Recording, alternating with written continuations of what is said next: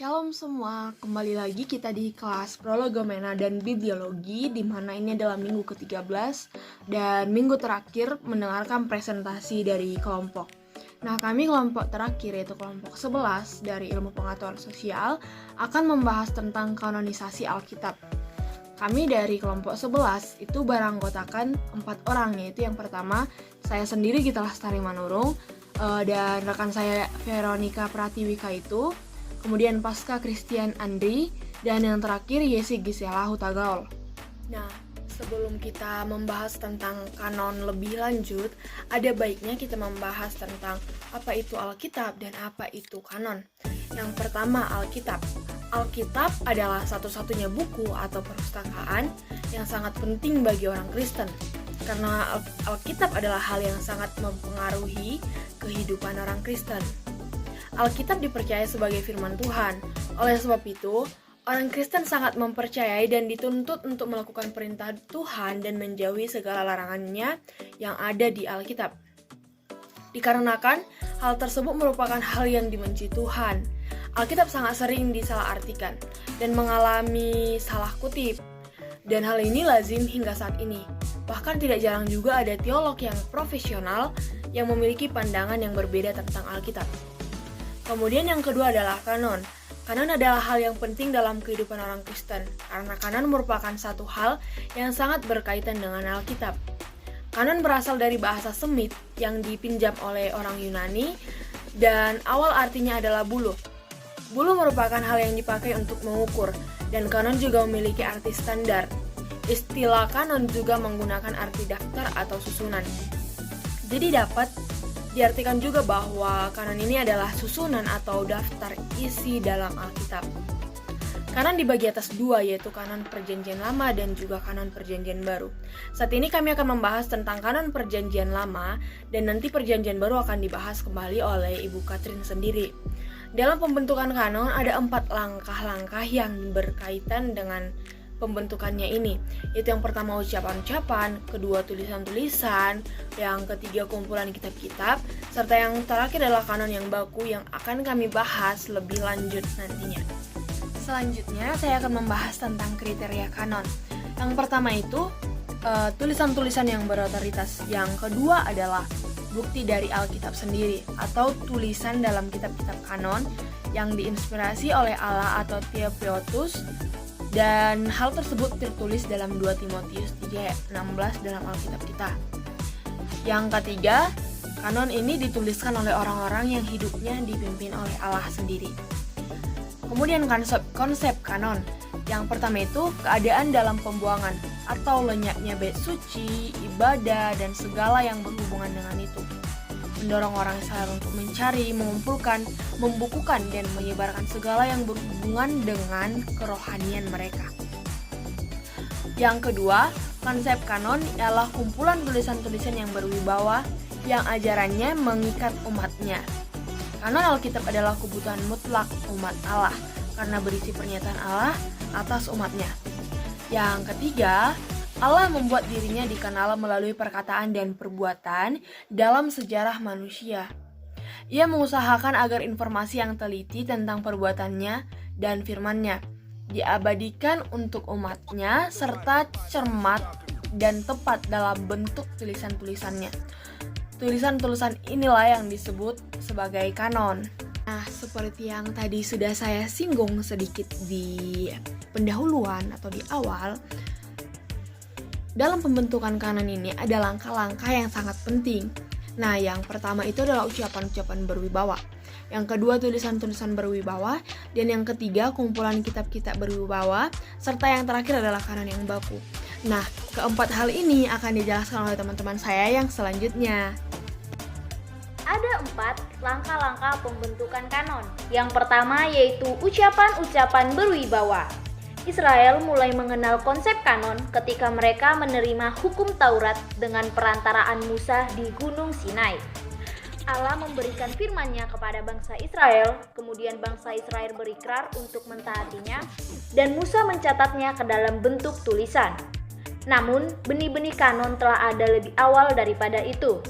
yaitu ketika orang-orang Israel semakin menyadari peranan mereka yang khusus dalam rencana keselamatan Allah.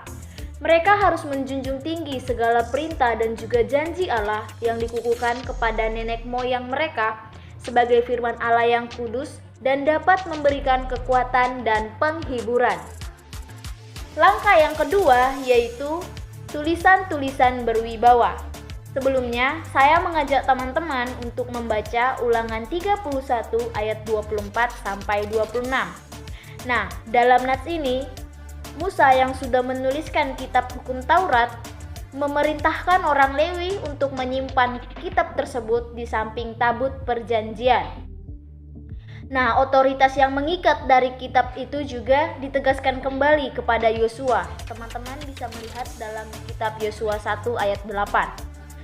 Penemuan kembali kitab Taurat pada tahun ke-18 pemerintahan Raja Yosia merupakan peristiwa penting dalam perkembangan kanon perjanjian lama. Raja Yosia mengakui otoritas serta memahami hukum Allah sebagai perintah yang harus ditaati. Inti konsep kanon adalah orang mendengar dan mentaati sebuah kitab serta merasa yakin bahwa Allah berbicara melalui kitab. Langkah pembentukan kanon yang ketiga adalah kumpulan kitab-kitab berwibawa. Secara tradisional, kitab-kitab suci Yahudi dibagi menjadi 3 bagian, yaitu ada kitab Taurat, kitab Nabi, dan juga kumpulan kitab-kitab. Nah, perbedaan kitab-kitab ini mungkin saja bukan hanya terletak pada bagian isi, namun juga memperlihatkan tahap-tahap pembentukan kanon. Pembentukan kitab-kitab ini membutuhkan proses yang panjang, dan juga pembentukan kitab ini bermaksud untuk menyatukan agar apa yang didapat oleh manusia bisa dipahami dan juga dijadikan pedoman dalam kehidupan manusia itu sendiri. Selanjutnya adalah kanon yang baku. Kanon yang pertama adalah kanon Ibrani, yang terdiri dari 3 bagian yang diakui oleh para penulis Alkitab Yosua bin Sirak yang merupakan kitab yang hikmat dalam Apokrifa. Dan semuanya itu ada di dalam kanon Protestan masa kini, yaitu Taurat yang berisikan Kejadian, Keluaran, Imamat, Bilangan, dan Ulangan. Itu adalah kitab-kitab yang diketahui kalau ditulis oleh Musa. Yang kedua adalah kitab nabi-nabi yang terbagi lagi menjadi 2, yaitu nabi-nabi terdahulu yang berisikan Yosua, Hakim-Hakim, Samuel, dan raja-raja. Dan selanjutnya adalah nabi-nabi kemudian yang berisikan tentang Yesaya, Yeremia, Yeskiel, dan 12 nabi. Kemudian bagian yang terakhir adalah kitab-kitab yang berisikan Mazmur, Amsal, Ayub, Kidung Agung, Rut, Ratapan, Pokotbah, Ester, Daniel, Ezra, Nehemia, Tawarik. Sebagai tambahan, kitab-kitab terakhir yang diterima dalam kanon Ibrani adalah Ester, Kidung Agung, dan Pokotbah. Selanjutnya adalah kanon Samaria. Pada orang Samaria, ada pendekatan kanon yang berbeda pada kanon zaman dulu yang dikarenakan orang Samaria putus hubungan dengan orang Yahudi sejak zaman Nehemia dan memiliki upacara keagamaan sendiri, dan hanya menerima kitab-kitab Taurat sekitaran abad ke-450 sebelum Masehi. Kitab-kitab yang mengkritik kerajaan utara tidak diikut sertakan. Yang terakhir adalah kanon Yunani. Kanon Yunani ini memiliki 2 susunan, yaitu yang pertama adalah Taurat. Dalam Taurat ini berisikan kitab Kejadian, Keluaran, Imamat, Bilangan, dan Ulangan. Susunan yang kedua adalah kitab sejarah, yang terbagi lagi menjadi 2, yaitu sejarah yang pertama dan sejarah yang kedua. Dan sejarah yang pertama itu berisikan kitab Yosua, Hakim-Hakim, Rut, 1 dan 2 Samuel, dan 1 dan 2 Raja-Raja. Dan sejarah yang kedua berisikan kitab 1 dan 2 Tawarik, Ezra, Nehemia, dan Ester. Dan selanjutnya adalah kanon Yahudi dan kanon Kristen. Spekulasi Yahudi mengenai kanon berlanjut sampai pada zaman kekristenan. Namun spekulasi ini agak terbatas pada persoalan mengenai kitab-kitab yang tertentu yang seharusnya dipertahankan dalam kanon. Antara lain kitab-kitab yang pernah dipersoalkan yaitu adalah kitab Ester dengan alasan yang tidak menyebutkan Allah. Yang kedua adalah kitab Khotbah dengan alasan yang syarat dengan eksepitisme dan tanda-tanda medonisme. Yang selanjutnya adalah kitab Kidung Agung yang berisikan pengagungan cinta dan yang penuh gairah. Dan selanjutnya adalah kitab Amsal yang dianggap berisi kontradiksi. Dan ada juga kitab Yehezkiel yang oleh sebagian orang dianggap bertentangan dengan Taurat. Yang menjadi permasalahan bukan kitab-kitab baru harus diikut sertakan, tetapi apakah seluruh kitab yang telah diakui itu cukup suci atau tetap diikut sertakan. Ketika rumah Allah lenyap dengan hancurnya Yerusalem pada tahun 70 Masehi dan iman Yahudi harus berhadapan dengan bangkitnya agama Kristen, orang-orang Yahudi berpegang erat kepada kitab suci mereka demi keamanan dan kesatuan mereka. Karena jati diri keagamaan Yahudi berada dalam bahaya, perhatian mereka terhadap kitab suci ini mengakibatkan timbulnya pengakuan Yahudi terhadap kanon Ibrani sebagaimana yang kita kenal sekarang. Kitab-kitab Deuterokanonika atau Apokrifa yaitu yang pertama, Gereja Roma Katolik menyebut kitab-kitab yang terdapat dalam Alkitab Ibrani sebagai kitab-kitab protokanonik, sedangkan kitab-kitab tambahan serta tambahan kepada kitab-kitab protokanonik yang hanya terdapat dalam Perjanjian Lama Yunani disebut kitab-kitab deuterokanonik. Istilah-istilah ini sama dengan istilah kanonik dan apokrif sebagaimana dipakai oleh orang Protestan dan Yahudi. Yang kedua yaitu beberapa Alkitab Protestan belakangan ini mengikut sertakan pada tulisan-tulisan di luar kanon Ibrani itu yang disisipkan di antara Perjanjian Lama dan Perjanjian Baru. Tulisan-tulisan ini biasanya disebut apokrifa yang berarti tersembunyi. Dalam Katolik, penggunaan istilah ini dihindari. Yang ketiga yaitu melalui berbagai pertentangan.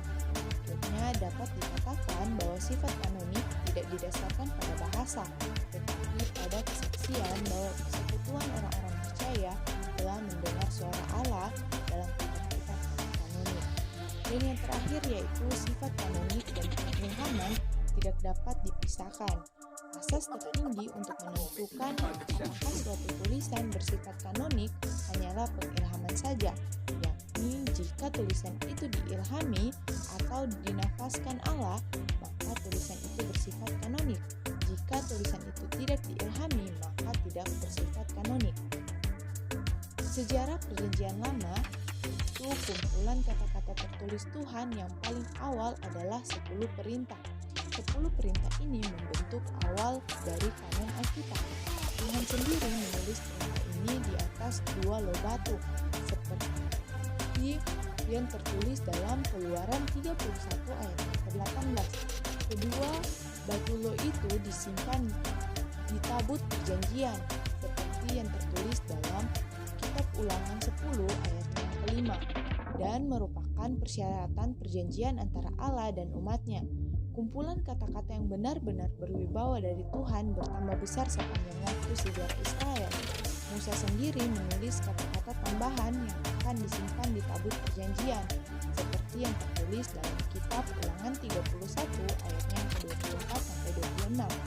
Referensi langsungnya adalah Kitab Ulangan dan referensi lainnya menunjukkan bahwa 4 kitab pertama juga ditulis oleh Musa, yaitu Keluaran yang tertulis dalam Kitab Keluaran 17 ayat 14, Bilangan 33 ayat 2, dan Ulangan 31 ayat 22. Setelah Musa mati, Yosua juga menambahkan kata-kata kekumpulan kitab Allah. Sejarah Perjanjian Lama, kumpulan kata-kata tertulis Tuhan yang paling awal adalah 10 perintah. 10 perintah ini membentuk awal dari kanon Alkitab. Tuhan sendiri menulis perintah ini di atas 2 batu loh, seperti yang terdapat dalam Kitab Keluaran 31 ayatnya ke-18. Kedua batu loh itu disimpan di tabut perjanjian, seperti yang tertulis dalam kitab Ulangan 10 ayat yang kelima dan merupakan persyaratan perjanjian antara Allah dan umatnya. Kumpulan kata-kata yang benar-benar berwibawa dari Tuhan bertambah besar sepanjang waktu sejarah Israel. Musa sendiri menulis kata-kata tambahan yang akan disimpan di tabut perjanjian seperti yang tertulis dalam kitab Ulangan 31 ayatnya yang ke-24 sampai 26. Referensi langsungnya adalah kitab Ulangan dan referensi lainnya menunjukkan bahwa 4 kitab pertama juga ditulis oleh Musa seperti yang terdapat dalam kitab Keluaran 17 ayat 14, Bilangan 33 ayat 2 dan Ulangan 31 ayatnya yang ke-22. Setelah Musa mati, Yosua juga menambahkan kata-kata ke kumpulan kitab Allah seperti yang tertulis dalam kitab Yosua 24 ayatnya yang ke-26. Hal ini sangat mengejutkan karena dengan terang dalam perintah Allah dikatakan bahwa tidak boleh menambahkan atau mengurangi dari kata-kata yang Tuhan berikan kepada orang-orang melalui Musa seperti yang tertulis dalam kitab Ulangan 4 ayatnya yang kedua. Namun dalam hal ini Yosua meyakini bahwa ia tidak mengambil sendiri kata-kata yang ditambahkan pada kitab Allah, melainkan Allah telah mengotoritasi hal itu dalam penulisannya. Dan belakangan ini orang Israel yang merupakan nabi menulis kata tambahan dari Tuhan ke dalam kitab Allah seperti yang tertulis dalam kitab 1 Samuel 10 ayatnya yang ke-25. Penambahan kata-kata dalam kitab tersebut dilakukan oleh para nabi.